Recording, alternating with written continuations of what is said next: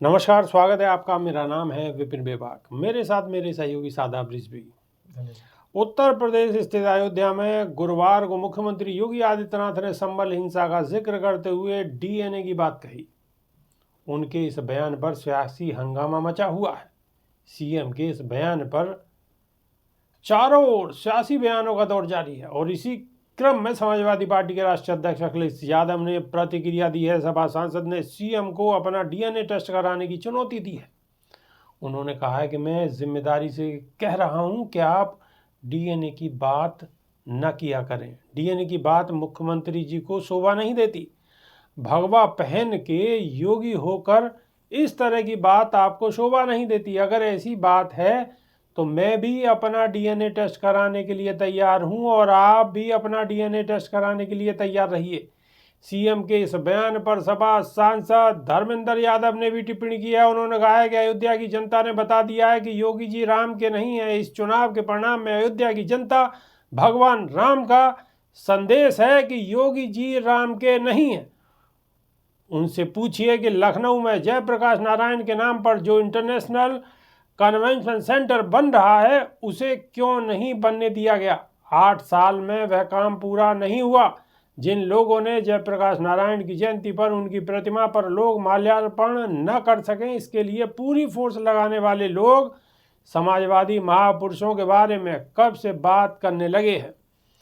आपको बता दें, राम कथा पार्क में रामायण मेले के उद्घाटन पर सीएम योगी आदित्यनाथ ने कहा कि एक बार फिर अयोध्या आध्यात्मिक और सांस्कृतिक रूप से वैश्विक नगरी के रूप में नई पहचान लेकर आगे बढ़ रही है। याद कीजिए कैसे इसी साल जनवरी में पीएम नरेंद्र मोदी के कर कमलों से 500 साल बाद भगवान राम दोबारा मंदिर में विराजमान हुए हैं। जिसके मन में भगवान राम और माता जानकी के प्रति श्रद्धा भाव नहीं, चाहे वे आपके कितने भी प्रिय क्यों ना हो, उसे शत्रु की तरह त्याग देना चाहिए। इसीलिए राम भक्तों ने 1990 में नारा दिया था कि जो राम का नहीं हमारे किसी काम का नहीं। उन्होंने कहा था कि राजनीति में सच्चा समाजवादी वहाँ है जो संपत्ति के मोह से स्वतंत्र है। आज के समाजवादी परिवारवादी बन गए हैं। अपराधियों और गुंडों के संरक्षण के बिना उनकी हालत पानी के बिना संघर्ष कर रही मछली की तरह हो जाती है। वे लोहिया के नाम पर राजनीति तो करते हैं लेकिन उनके एक भी आदर्श को नहीं अपनाते। सीएम ने कहा था कि बाबर के एक सिप सलार ने 500 वर्ष पहले जो काम श्री अयोध्या धाम में किया था, संभल में किया था, और जो काम आज बांग्लादेश में हो रहा है, तीनों का डीएनए एक है जी। शादाब रिजवी बात होते होते डीएनए तक पहुंच गई है और अखिलेश यादव भी अपने डीएनए टेस्ट करवाने की बात कर रहे हैं और योगी आदित्यनाथ को चुनौती दे रहे हैं कि आप भी अपना डीएनए टेस्ट करवाइए और मैं भी अपना डीएनए टेस्ट करवाता हूँ। बिल्कुल, देखिए अखिलेश यादव विपक्ष के नेता हैं और एक बड़े प्रदेश के विपक्ष के नेता माने जाते हैं और उस पर लगातार जो है वो विपक्ष के रोल को भी बखूबी अदा कर रहे हैं। और अगर अखिलेश यादव ये बात कह रहे हैं कि भाई मैं डीएनए चेक कराने के लिए तैयार हूँ, योगी आदित्यनाथ को भी डीएनए चेक करा लेना चाहिए, तो हो सकता है कहीं ना कहीं कुछ गड़बड़ी हो। अब वो डीएनए में क्या गड़बड़ी है योगी आदित्यनाथ जाने या फिर अखिलेश यादव जो तुरंत एकदम जो है मैदान में कूद चुके हैं, तो वो भी इस बात का सबूत है कि कहीं ना कहीं तो गड़बड़ी है। अब दूसरी बात आ जाती है कि राम मनोहर लोहिया की बात योगी आदित्यनाथ अब कर रहे हैं। चलिए खैर, अपने मुंह से नाम लेना तो शुरू कर दिया।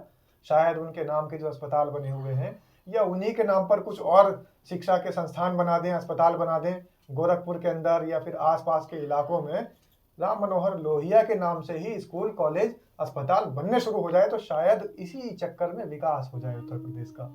और विभाग जी, एक सबसे बड़ी बात उन्होंने अहम कही है कि राम मंदिर अयोध्या, और राम मंदिर अयोध्या की बात कर रहे हैं तो शायद राम मंदिर वालों ने और अयोध्या वालों ने राम मनोहर लोहिया को पसंद किया था, जनता जानती है। अवधेश प्रसाद को वहां से जिताकर भेजा है और बाबा की जो पार्टी है उसके जो वहां प्रत्याशी थे वो उनका क्या हाल हुआ है।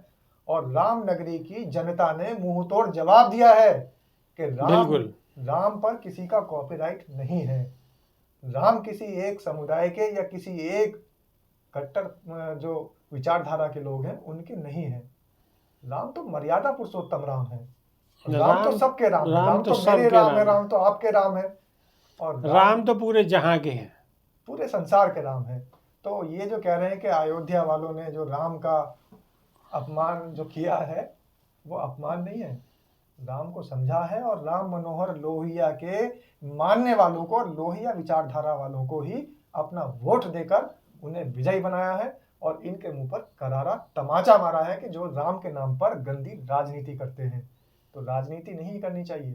राम अगर है तो राम की जो मर्यादा थी और राम जो थे पुरुषोत्तम थे, तो उनको समझना चाहिए, राम की गरिमा को भी समझना चाहिए। लेकिन राम की गरिमा को भी समझना चाहिए। ये लोग भूल गए हैं कि राम कौन थे।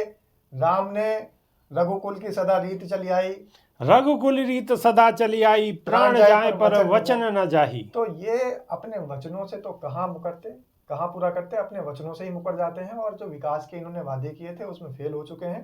तो ये राम के तो वचनों को कहाँ याद करेंगे जो इन्होंने खुद वादे किए थे और वचन दिए थे जनता से। ये जनता के बीच में इनकी पोल पट्टी खुल चुकी है और अब उस पोल पट्टी को भुलाने के लिए नए नए हथकंडे अपना रहे हैं और अब डीएनए की बात कर रहे हैं। अब डीएनए की बात कर रहे हैं। बात डीएनए तक पहुंच गई और अगर अभी तक बात डीएनए तक पहुंची है तो आगे आने वाले समय में कहां तक पहुंचेगी यह भी देखने वाली बात होगी।